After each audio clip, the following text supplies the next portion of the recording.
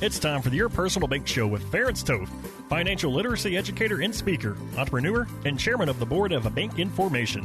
Take charge of your financial future with Your Personal Bank. Now here's Ferenc Toth. Welcome to the Your Personal Bank Show. It's been a little while since I've made many comments in terms of the bigger picture, the economy, and the political reality and everything else that's going on out there. Partly I was sick with COVID for the last few weeks, so frankly I didn't have the energy or time. I was just trying to get well to pay a lot of attention, and so I intentionally kind of took a break. I'm doing a lot better now.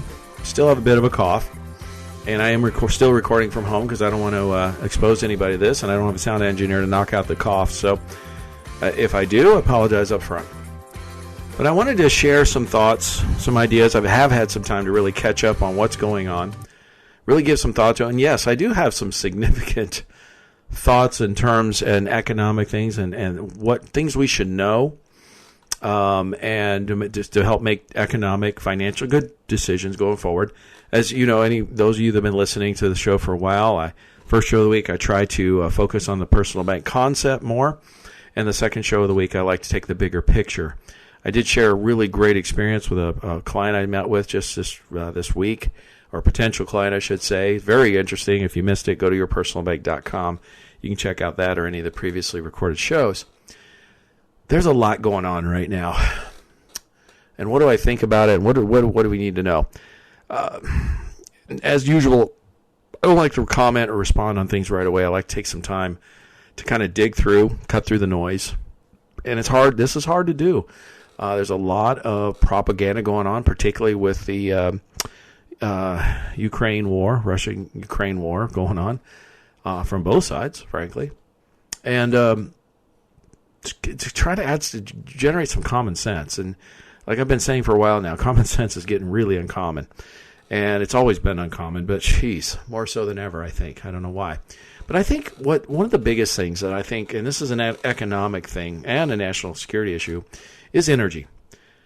Clearly, this war, or Putin, there's a lot of people, let me say this much. There's a lot of people saying, I've been hearing, they think, that Putin is crazy, he's delusional, he's this, he's that. I think that anyone who thinks that is either trying to cover up their mistakes or just really, really fundamentally does not understand the situation. And maybe I'm a little closer to it than most because I do have family that I know that escaped communism from Hungary in the 50s and the 60s. And Ukraine actually borders Hungary. So I've got some family, still have family there, and some history and stuff like that. And the thing is, the causes of this are it's nothing new. If you know anything about history, Russia historically has been invaded a number of times, most famously by Napoleon and Hitler, for example. And in both cases, it was the size of the country, it was the sheer distances that was the best defense for Russia. Much like the United States, it's kind of, felt like, we've had some security around different wars and invasions because, in essence, we got two oceans, creating a huge moat, so to speak, from the rest of the world, certainly from Europe and from the Eastern Rim, where there's historically lots of conflict in both of those areas. But we're insulated from that because there's an ocean between us. So it creates a level of security and protection, right? Historically.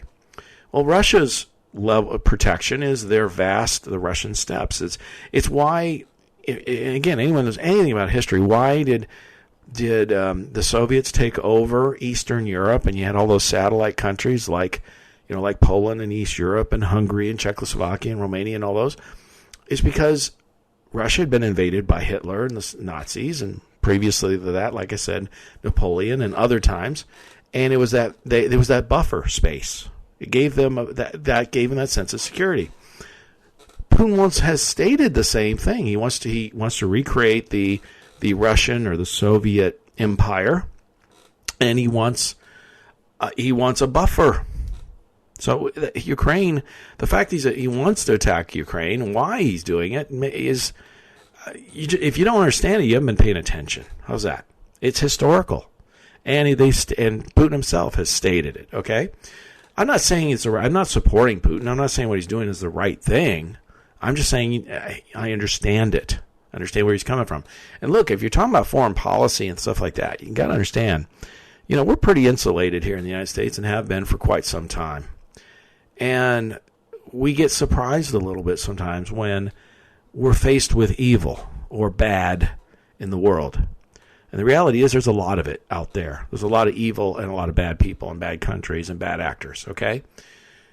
In fact, that's the norm. When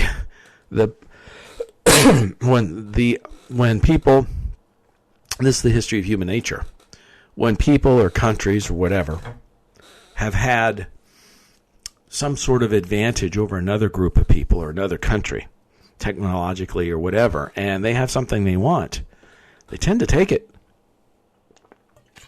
This is nothing new, okay? And for folks to be surprised that a larger, stronger country is invading a smaller one, a weaker one, generally speaking, militarily, should be no surprise. Plus, when you add on top of it that Russia feels safer with a buffer, and they don't have one right now, so Ukraine would create that buffer, recreate that, right? So that should have been the norm. This isn't rocket science. And for the people that we have in charge of our foreign policy and all that, I've got to think, in my opinion, they're either just a bunch of bumbling idiots or don't know their history at all, or they have an agenda, preconceived notion that just totally keeps them out of touch of reality, right? I don't know which one of those things it is. It might be some of all three of those, right? But my point is this should be no surprise. And then the opening, of course, is allowing Russia basically to control the energy for Europe and to a lesser degree the United States. This whole idea, this one article, I love this. Putin's not crazy. It's from the Daily Mail. And the Russian invasion is not failing. The West's delusions about this war and its failure to understand the enemy, that's what I'm talking about, will prevent it from saving Ukraine. And I think in a lot of ways they're right. He's so right.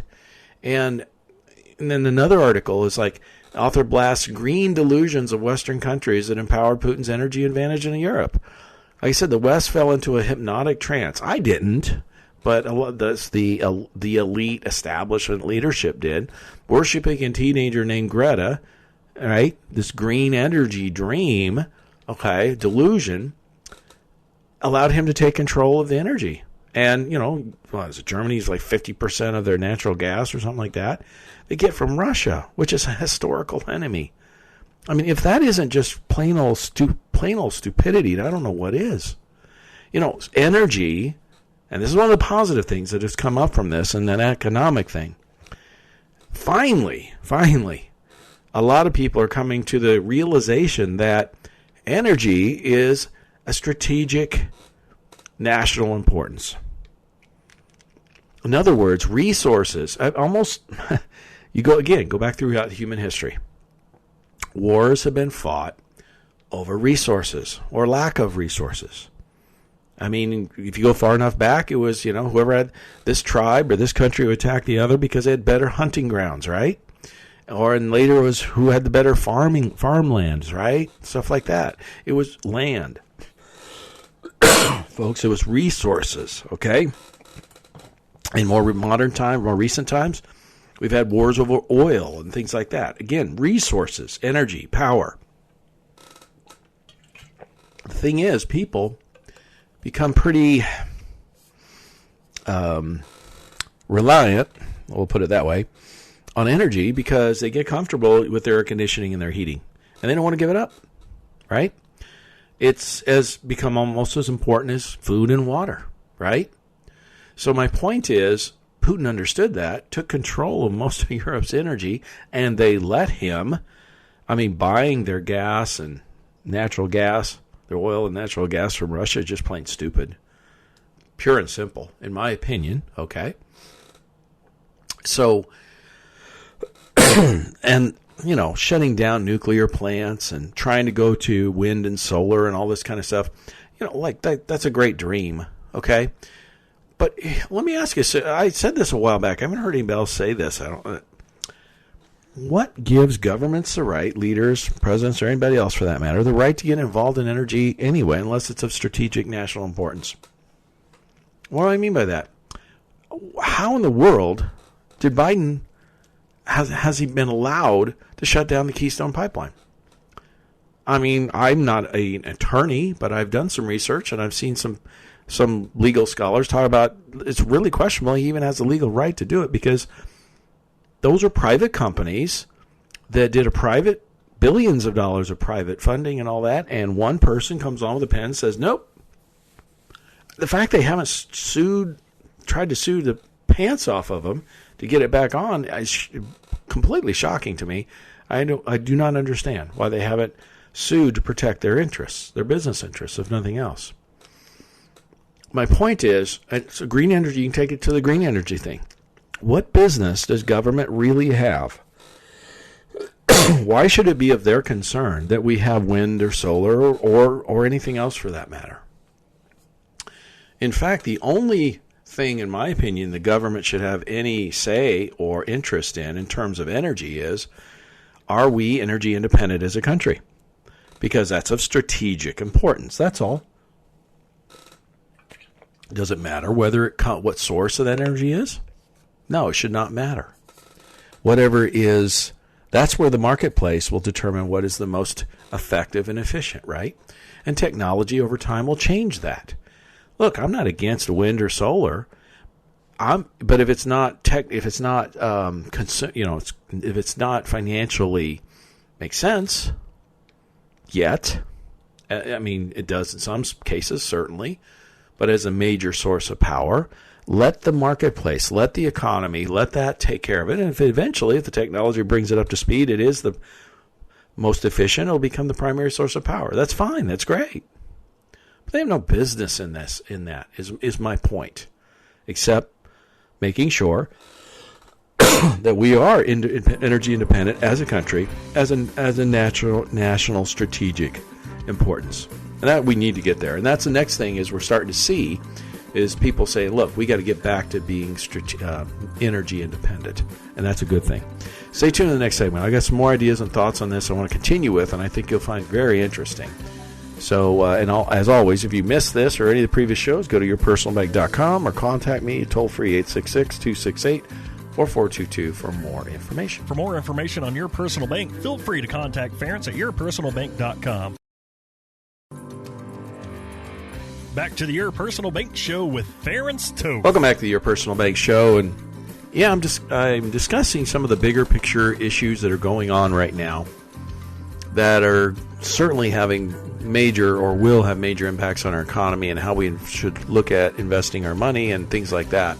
These are things I think are very important. Of course, the biggest issue right now is the Russian-Ukrainian war. And in the first segment, if you missed it, I was talking about some of the long-term causes and more recent triggers, so to speak, to causing this. Of course, it has to do with energy. If you missed it, go to yourpersonalbank.com. You can listen to that or any of the previously recorded shows. And, this is going to have a big, major impact on our economy and investments and all that. I mean, for one, gas prices, all-time highs.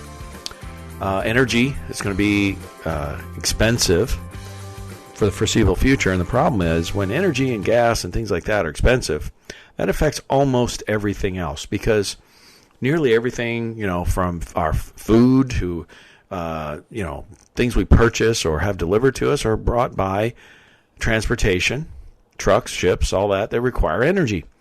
And even things like, a lot of people don't think about it. I grew up on a farm, and, fertilizer is created a lot by, energy, and oil and stuff like that. In fact, Russia is one of the biggest producers of fertilizer in the world. And the costs of fertilizer and things like that to grow crops has gone up significantly. So what does that mean? It means the cost of food is going to go up. It's going to cost more. We're going to see, and I keep hearing people saying, well, this is a short-term inflationary situation is going to go away. I was listening to one farmer who talked about things like his cost of his fertilizer like tripled from last year. And look, and if Russia, until this gets resolved, who knows how long this could be, those costs aren't going to go down, are they? Which will affect the food prices, right? So even if energy prices come down, and I don't foresee that happening until this gets resolved, it could be some time. Some people are talking about a long-term, several-year guerrilla war kind of scenario happening, and that's feasible. I hope not. That'd be terrible. But it could get really ugly, is my point. But there's been some good things from it, too. So my point is, from an economic standpoint, it's not good. It could stretch out for years, folks, in terms of, in fact, impacting the costs of energy and food production, all kinds of things, which means, high inflation for a long time going forward. That needs to be understood that is a very definite reality now, or potential reality, I should say. You just can't discount it because, the experts say, this is transitory. They told us a lot of things that aren't true, right? So I don't know why anyone would believe them. They sometimes seems like no less than somebody who just sits back with a little common sense can seem to figure out. But, that's a whole other thing. So what should you do? Well, in a higher interest rate, higher inflationary environment, you're probably going to have higher interest rates, higher costs of things, right? That's going to impact a lot of things that you want to invest in or not invest in. The rates of returns, dividend paying assets are very powerful. Your personal bank fits into that, of course. If you want more information, like I said, contact me at toll-free 866-268-4422 or yourpersonalbank.com. But some of the, I should say, other positive and negative things from this is, finally, Europe has come together in a way that they haven't in decades in terms of self-preservation, protecting themselves, ramping up their defensive capabilities, their military budgets, working together against, it's kind of funny. Again, you go back to history, and historically speaking, one of the greatest enemies of Europe has been Russia. And we're talking about centuries, and not all that long ago, there's still a lot of people, particularly in the eastern part of Europe, that still have memories of Russian tanks rolling through their countryside after World War II and not leaving for, 40 years? And communism descending upon them. I mean, that gives a lot of people the heebie-jeebies, if you know what I'm saying, and as it should. And now, folks, some people are starting to say, well, what's to stop Putin? He wants to create a buffer, some buffer states. He stated he wants to recreate the Soviet empire. What would stop him from taking some other small countries that are not part of NATO? I don't anticipate seeing him taking on NATO directly, partially because, he single-handedly has unified them. Maybe before, but I don't know if he's going to take them on now. But there's some other countries in and around, Ukraine that are not part of NATO. What would stop him from taking those? You see what I'm saying? He stated he wants to. So it's united Europe. Europe has finally come to the conclusion that buying roughly half of their energy from Russia is a really stupid idea. And they're ramping up more traditional sources of energy, things like nuclear power plants again. For Germany to shut down the nuclear power plants, I don't know what they were thinking. This is idiotic. And buy half of their energy from Russia, again, idiotic. Just plain and total and complete lack of common sense. Thankfully, finally, they're kind of coming to their senses out of, necessity, actually, and the fear of Russia, right? And those tanks. And, normally, Europe leftists are left of ours, but geez, it seems like the U.S., they've gone so far left, they're still not getting that, because we have like Nancy Pelosi favoring banning Russian oil imports in the U.S., but at the same time saying, no, I don't favor drilling on our own stuff. So even though we have like 100 years, okay, folks, conservative estimates, we have 100 years of oil of what we could be self-sufficient as a country. And there's that whole attitude of, well, let's not import from Russia anymore, but let's not do anything to help ourselves either, which would mean prices would go up even farther, shows a complete lack of economic literacy on Nancy Pelosi's part. Or she's just so far out there in the clouds and has no freaking clue on how things really work. Or she's just getting paid a ton of money by somebody to do this, okay? Like she said, I'm all for it. Ban it. Ban the Russian oil. It's just flippantly. No problem. Hey, everybody can pay more, right? I mean, she's wealthy enough. Why not? You right? Wouldn't affect her, and that's the problem. That's the core problem of our leadership right now. They're not representatives. They're not representing the American people. They have their own agendas. And that's we got to get rid of those kind of people. I'm so hopeful. People like Pelosi and those kind of people that just don't represent the people. They have their own agendas. They need to be gone. We need to get rid of them in November. Thankfully, with the same idea, the Republicans are talking about, also stopping the oil imports from Russia so it doesn't keep funding the war. I get that. I'm for that. But then they're also saying at the same time, we need to crank up our own production and, again, become self-reliant. We can be self-reliant. We were a year or so ago self-sufficient energy country. We have the resources. We have the ability to do it. And really, why should anybody care if oil is pumped from the U.S. or from Russia or Iran or anywhere else for that matter? Because it still comes from the same planet, right? If you're really concerned about green energy, why should you care? That's a whole nother discussion we're going to jump into in the next segment. So I'm going to encourage you to stay tuned. Don't miss it. For more information on Your Personal Bank, feel free to contact Ference at yourpersonalbank.com. Back to the Your Personal Bank Show with Ference Toth. Welcome back to the Your Personal Bank Show. And really, I've been discussing some of the bigger picture, particularly, with the Ukrainian-Russian war. From an economic standpoint, it's just really, really stupid on the West. I'm talking about the U.S. and Europe's part, because it's our fault. We created weakness through this whole idea of pursuing this delusion of green energy, to the point where allowed Putin basically to supply something like half of Germany's energy needs. That's natural gas, oil, stuff like that. That's ridiculous. Look, I'm not against green energy, but it needs to be economically viable, and it's not there to be the main source of energy. The technology is just not there. And look, it's not the government's job to determine what kind of energy we use. The only issue I believe the government should concern about energy they should have, which they haven't, which is, again, stupid, foolish, is for national security. You want to be energy independent if at all possible. And guess what? A year or so ago, we were. The fact that we're buying like 400,000 or 500,000 barrels a day, I think it is, last I saw, from Russia is idiotic. Particularly when you look at a year or so ago, we were energy independent. By the way, all that purchasing of oil, over 400,000 barrels a day from Russia, is just helping Putin fuel this war. We're paying for it. We're paying for him to do what he wants to do and take over a smaller country.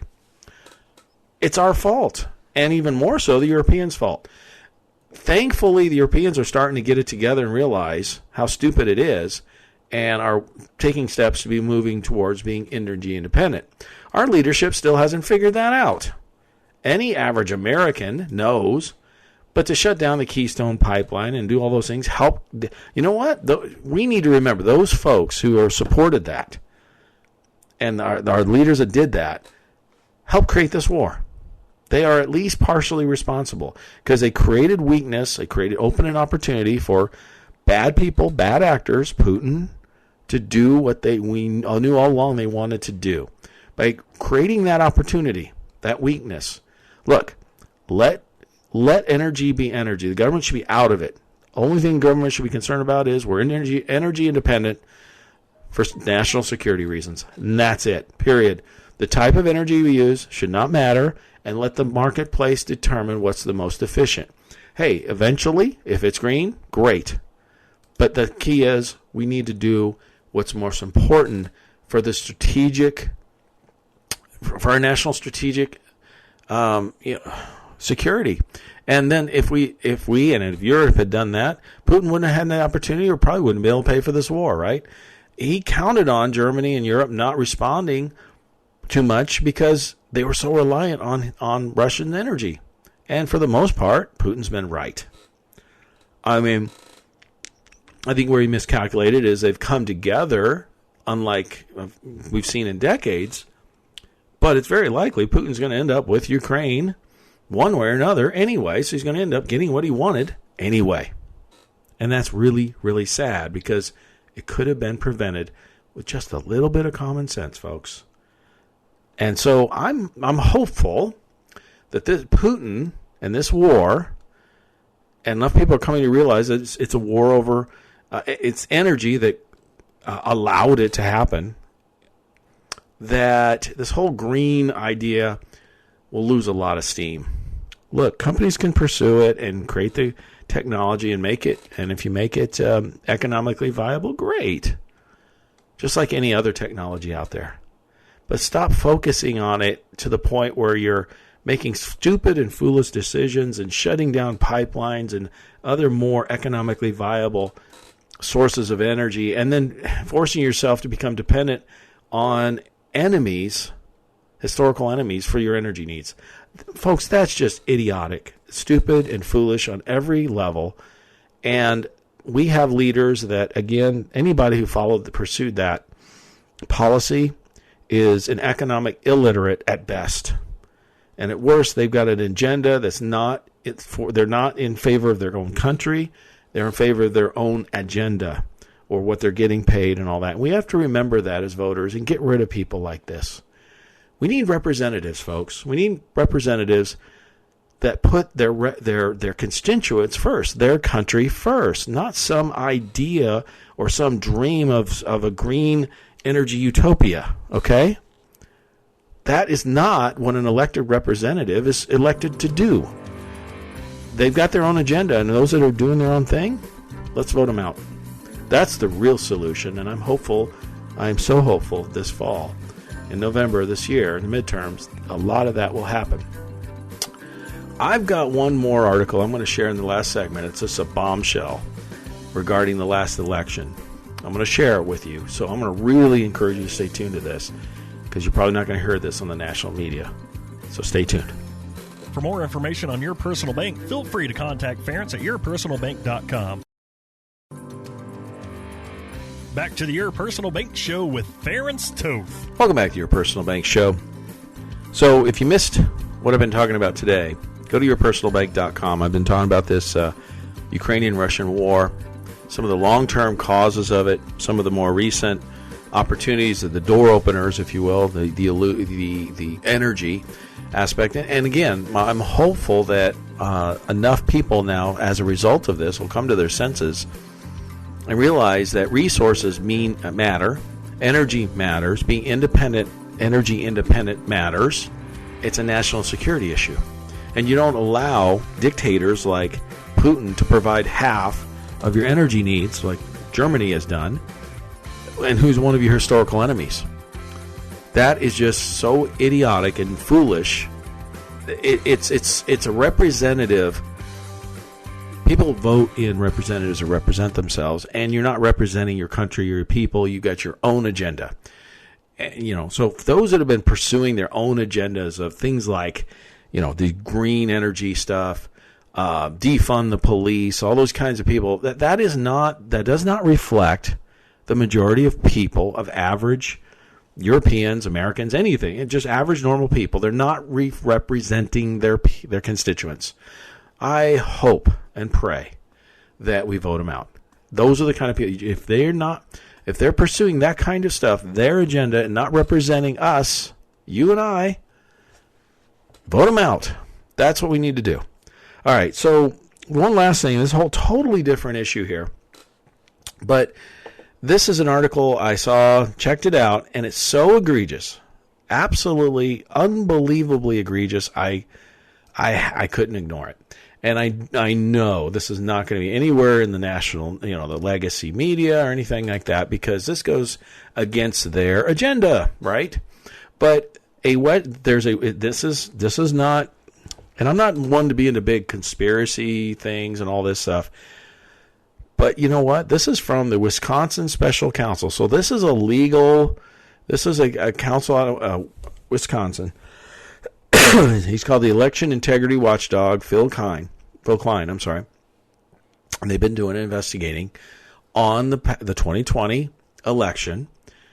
And this is eye-opening. And the irregularities and such. And here's the thing. The point is, as they pointed out, there were 91 nursing homes in the counties that in Wisconsin that had voter turnout rates ranging from 95 to 100% in 2020, as compared to overall nationwide participation rates of 67% in 2020. And that, of course, raised a red flag. I mean, how do you have a nursing home with a 95 to 100% voter turnout? Okay, that just doesn't happen. You don't get 95 to 100% voter turnout in any group or anything. And by the way, when you look at nursing homes, a lot of those people, hey, I've dealt with trusts and power of attorneys and all that for my entire financial career. A lot of these people don't have the legal ability to vote. Okay, so the bottom line is they checked into all this, and how should I say, in these counties, okay, the Zuckerbucks, as they call them, this is where Zuckerberg put in millions, if not billions of dollars into various areas, particularly blue areas, to give money to help these counties and stuff with voting, right? And these counties got a bunch of money from Zuckerberg, $8.8 million, in fact. And then all of a sudden, these 91 nursing homes in these areas, they paid voter navigators, they called them. These are government-hired voter navigators. So these be basic people that go and harvest votes. They're paid to do this. And they went to these nursing homes, and they got 95 to 100% turnout, voter turnout. And then to make matters, so that's highly, highly irregular, borderline criminal, I would say. But on top of it, to make it worse, many of the families, they have it on videotape, they videotaped all this. Many of the families of these nursing home residents, the families are saying they're not mentally competent to vote. They can't legally vote. So these are illegal votes. So, like I said, knew many colleagues because they had registered nursing home residents who don't normally vote and voted for them. Folks,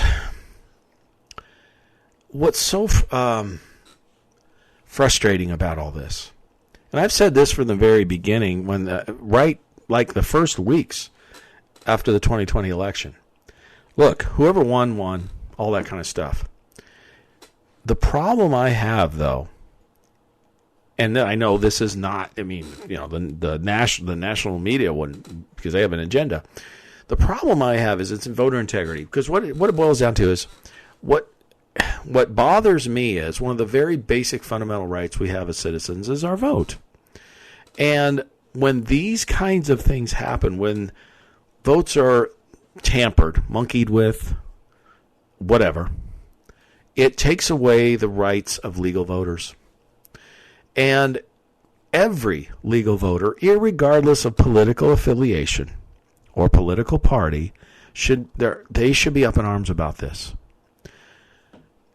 Because some are not, because it benefited them, obviously, this time around, is so short-sighted. Because here's the thing, if you want, because, it's okay because, in essence, it benefited your views, whatever, and it might have helped you win, maybe not, I don't know. But you're okay with it because things went your way. what's good for the goose is good for the gander, folks. In other words, what makes you think that, okay, this isn't like the other side doesn't know what's going on. All this stuff is getting dug up, right? There's been I know people personally involved with the Arizona audit that found many of these similar kinds of things. Very credible stuff. If it's determined to be okay for one side, what's to stop the other side from doing the same thing? And then we get to the point where it's whichever side has the better game wins.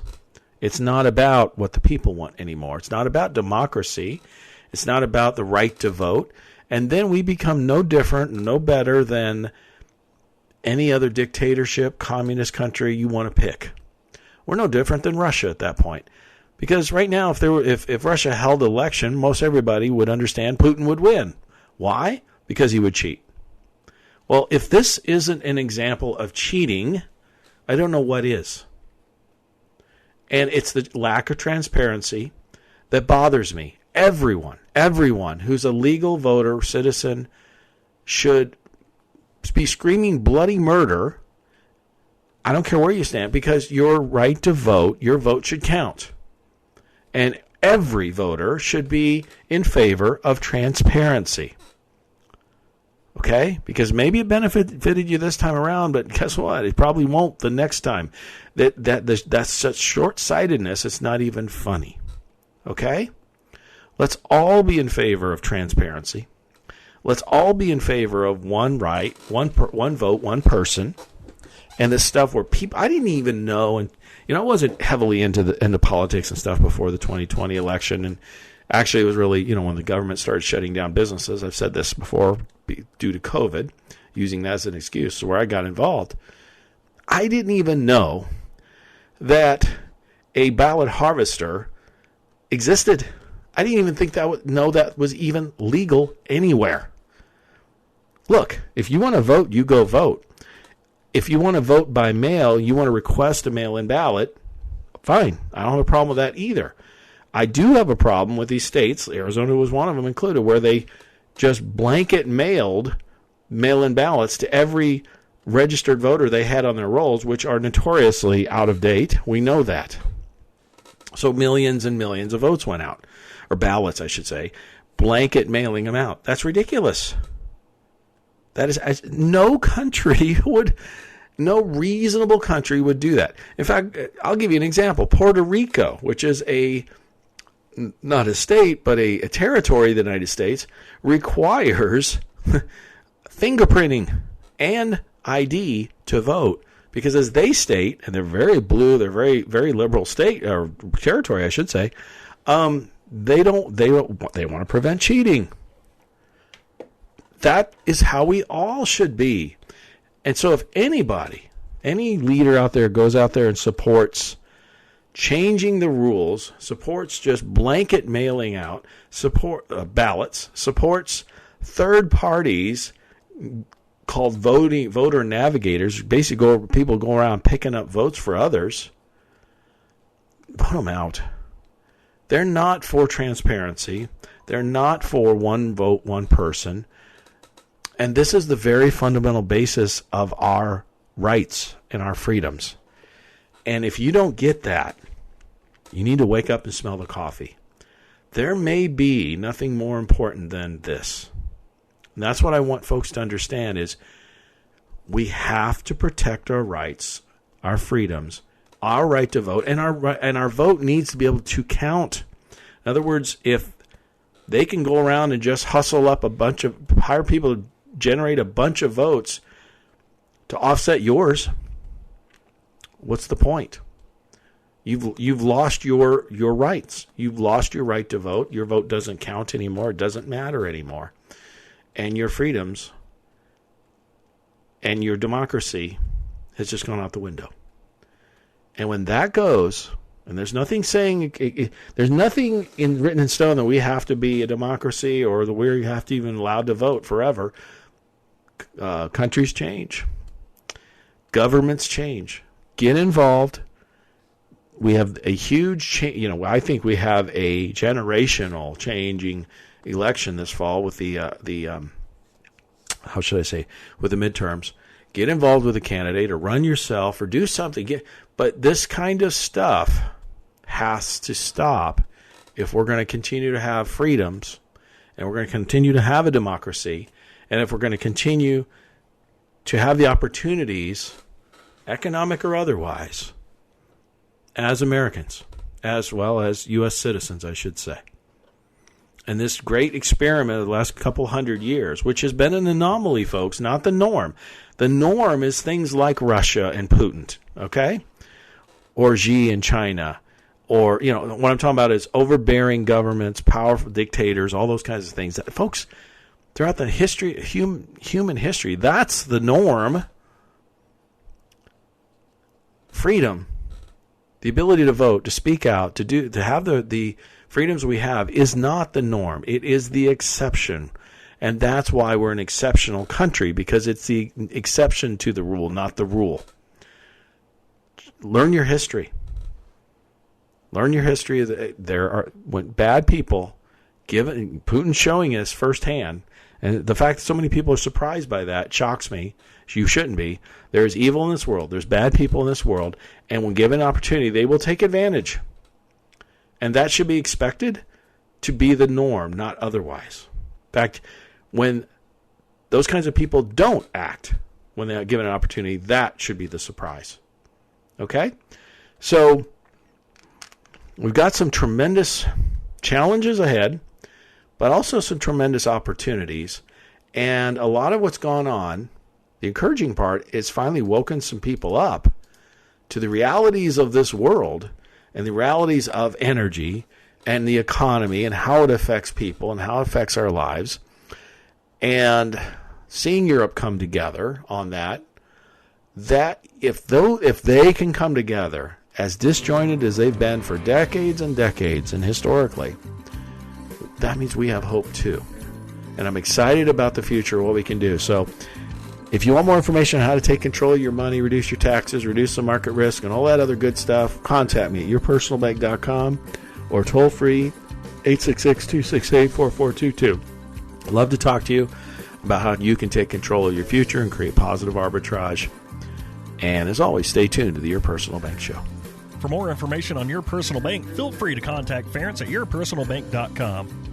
This show is designed to provide accurate and authoritative information. The presenter and guest on this program do not engage in legal, accounting, or tax advice. Professional advice regarding your situation should be sought if required. Products and riders may have limitations and may not be available in all states. Excessive unpaid loans may affect performance. Distributions may become taxable if not managed properly. Replacements may not be suitable for everyone. There may be charges when replacing coverage. Compare when considering a replacement. Dividend rates and baseline of credit rates may change. Contact yourpersonalbank.com for current rates.